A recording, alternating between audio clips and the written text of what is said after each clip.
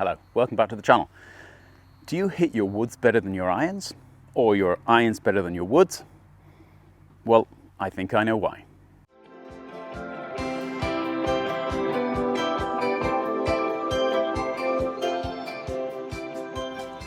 Strangely enough, it's amazing how often you'll find golfers who find that they can hit one type of club better than another type of club, that their swing seems to work better with one sort of golf club. And the reason for this has a lot to do with what I call the wall and the relationship between your upper body and the wall at the moment of impact. Depending on the kind of swing that you've learned in your life, whether it be one that tendency is to come a little bit from the outside and steep on the ball, you're most likely to be hitting your irons better. If you are one who tends to want to come from the inside, swing your arms out to 2 o'clock, you're probably going to hit your woods better. And I think everybody knows that. You're getting a steeper angle of attack if you're coming from the outside, and you're getting a flatter angle of attack if you're coming from the inside. But how in the world do you change that without changing your entire swing? Well, fortunately, there's quite a simple method, which I call the wall. The wall is basically a line that I draw on my videos up from the lead outside of the lead heel, basically up, which will come up just outside of the lead shoulder when the golfer's in the address position. The idea being that with an iron, when they get into impact, I want this lead shoulder touching the line. And when they are playing a wood, especially a driver, I want the lead shoulder to be behind the line. Now, the reason for this is quite simple. When we're hitting a driver, we want to be kind of hitting it in the upswing. Even a fairway wood, we're going to hit at the deepest point of the swing. We don't really want to be hitting down on it too much. Whereas on the contrary, if you're hitting an iron, you want to be hitting down on it. You want to be doing what we call covering the ball, getting your chest at least feeling over the ball at impact. Now, in order to do this, you've got to get some kind of feedback. You've got to know, well, what is the main difference? And as ever, the main difference really between the different swings is really the address position. We all think we all know that we should be coming steeper on the irons and flatter on the woods, but how do we do this?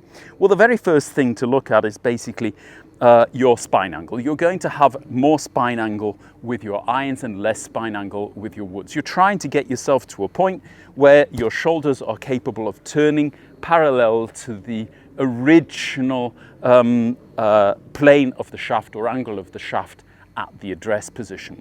By all golf clubs, you want to have the feeling that the butt end of the club is across from the inside of your lead thigh. And that's irrespective of if you're hitting an iron or you're hitting a wood or where the ball position is. We will generally also move the ball position slightly further towards the center of the stand if we're hitting an iron, and slightly further towards the left heel, even to the lead toe for a driver. But where is the real change as far as this kind of wall goes? Well, that comes in the spine angle and the tilt of the spine angle away from the target.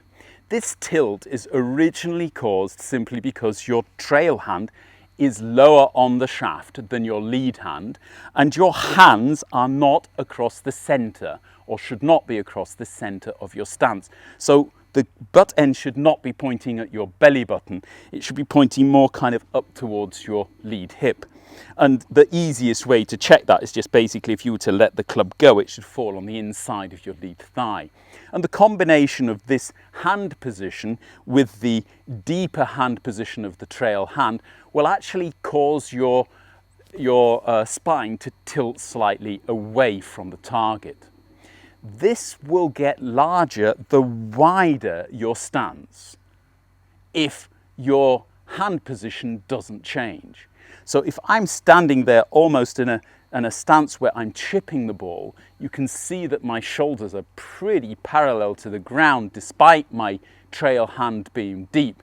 If I, however, go out to a very wide stance, if I don't want to change the direction of my shoulders, which I don't, then I'm going to have to tilt my spine to the side more in order to get my hand on the ball.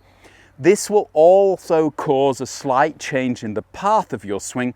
You will tend to come more from the inside on the ball if you have more tilt, and you will tend to come less from the inside on the golf ball if you have less tilt. Combine that with your general swing dynamics, and that's going to decide the path for any given golf club. In the perfect world, though, we all know we want to be hitting down on the irons and we want to be hitting up on the driver. And again, without the help of a TrackMan or a flight scope, it's difficult to know if we're doing that. But if you actually get your camera out, whether it be on your mobile, or maybe you've got a nice camera like I have, which will do a little bit of slow motion work, then basically what you ought to be able to see in the moment of impact is, as you come into impact with an iron, that your lead shoulder is on this wall, on this line up from your lead heel forward up to your lead shoulder. Because of the tilt that you should have in your spine in the address position due to the wider stance and the hand position with the driver, however, when you get into impact with this club, you should have a space between your lead shoulder and the wall and this line here. If you find you are up against this wall, then you're becoming too steep in the ball and you will struggle to hit a driver or a fairway wood particularly well. On the contrary, if you take your iron and you're too far behind this wall, then you are obviously going to be hitting too flat. You'll be scooping and spooning the golf ball rather than getting that kind of feeling of squeezing it out from between the club face and the turf. And these are the two kind of feelings, differences in feeling, that we're wanting to create without making massive changes to our golf swing. So that's basically all there is to it this week. What I want you to do is basically get your mobile out, take a film of your irons and take a film of your driver and see if you can notice the difference in the lead shoulder position relative to this wall at the front. If you have problems to see it in your mobile, there's a number of good apps. I think V1 is one, Huddle is another, although I'm not sure whether Huddle is still on the market.